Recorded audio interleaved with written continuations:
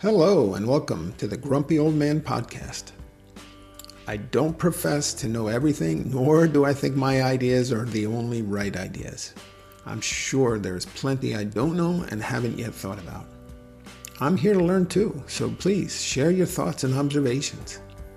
This podcast is all about me sharing my thoughts, opinions, and observations, pointing out things that are hidden in plain sight, things that once considered probably seem totally obvious. I'm not a doctor or a psychologist. I'm just a grumpy old man. Well, I'm not really that old, but most people probably do consider me to be quite grumpy.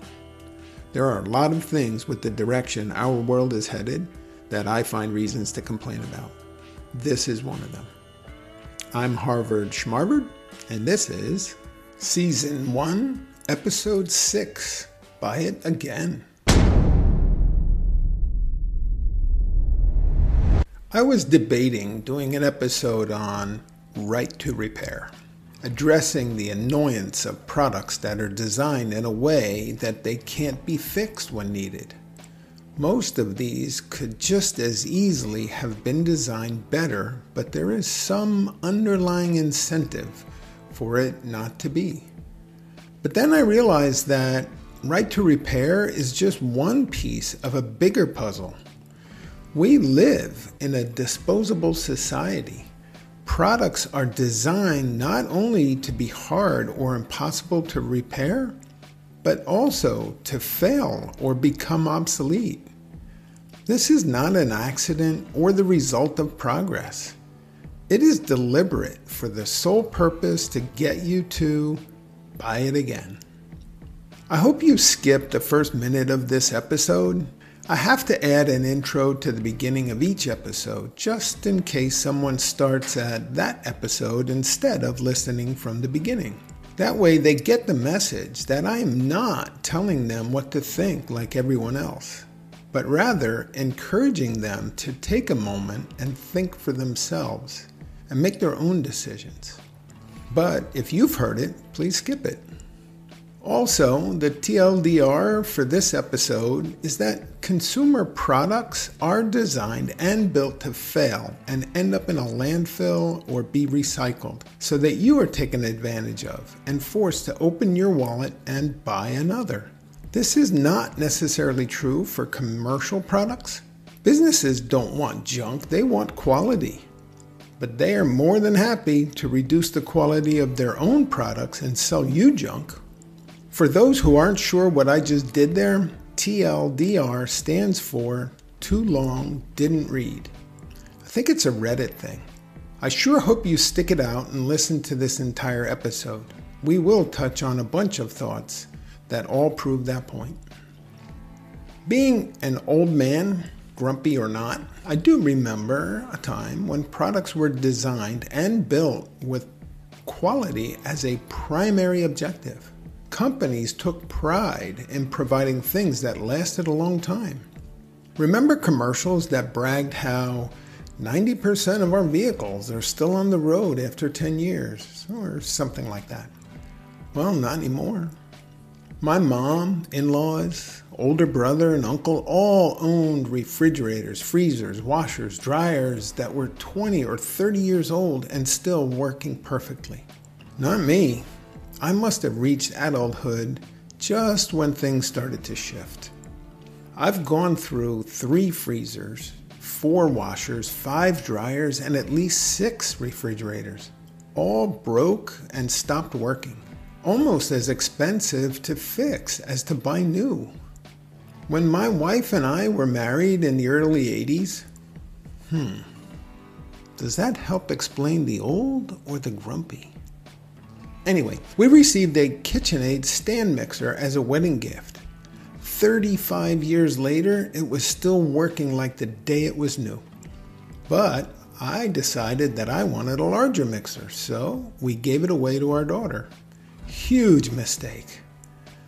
Since our KitchenAid was so good, I bought another, just bigger. Luckily, it came with a full 1-year guarantee, because within weeks of 1 year, the gears inside broke and it locked up.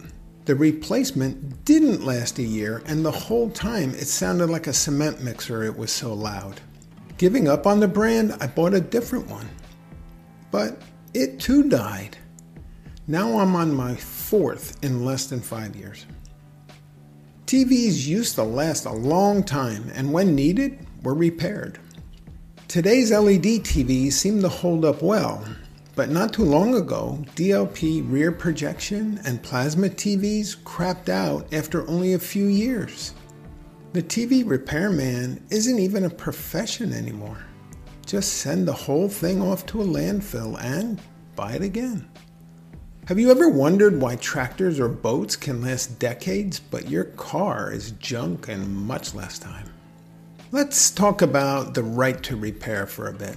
This term made headlines a year or two ago. I think it was mostly sparked by smartphones, that you now can't even replace the battery yourself without having to take it somewhere and pay a crazy amount of money.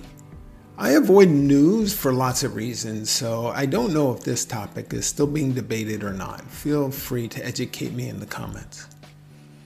A future episode of mine should focus on the news and why I avoid it and why you probably should too, but I digress.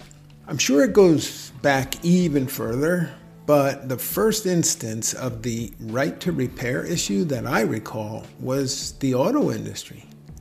I, like a lot of people in the 80s and 90s, worked on my own vehicles. It was easy to change oil, replace brakes or shocks. Spark plugs, distributors, ignition wires needed replacing more often.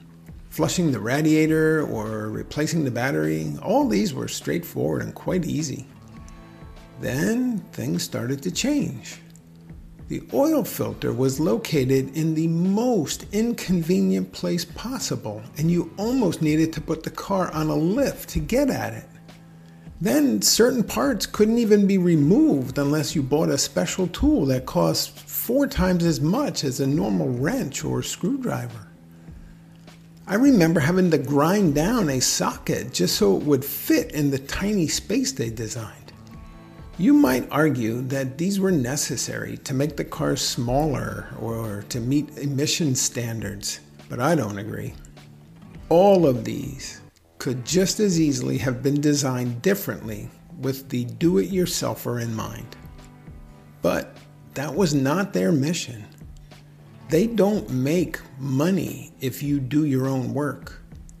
They want you to have to take your car to a dealer just to change the oil. They want to sell you a tool with 1,000% profit margin. There are still people who can work on a lot of problems with their vehicles, but they are few and far between. Many have machine shops, farmers or race car drivers or mechanics, but the average Joe has been squeezed out of this whole ability. Back to cell phones. Not that long ago, you could buy a new battery, open the case, pop out the old one, pop in the new one, then recycle that old battery. But those days are gone. They don't have to be, but we have let them get away with it. Imagine if we had just said no to that unfixable device and bought the one you could fix yourself. I wonder where we'd be today. I guess in the end, it is our fault. Think about all the other disposable items.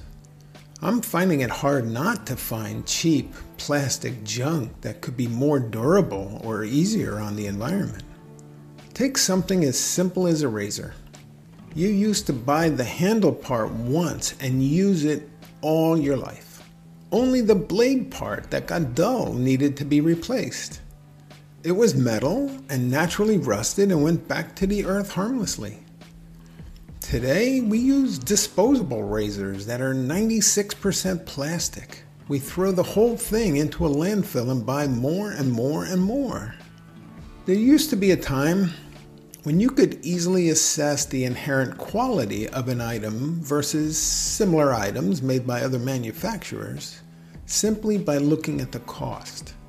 Better, higher quality items typically were more expensive. Cost a little more to make it better or to hire more skilled workers to produce better quality products. That, sadly, is no longer true. If you are still paying more and expecting higher quality, they have once again duped you. They know how you think. They have no qualms about charging a higher artificial price to fool you into thinking it's higher quality. Sometimes it's a complete myth. Other times you're paying for a brand name that no longer means anything.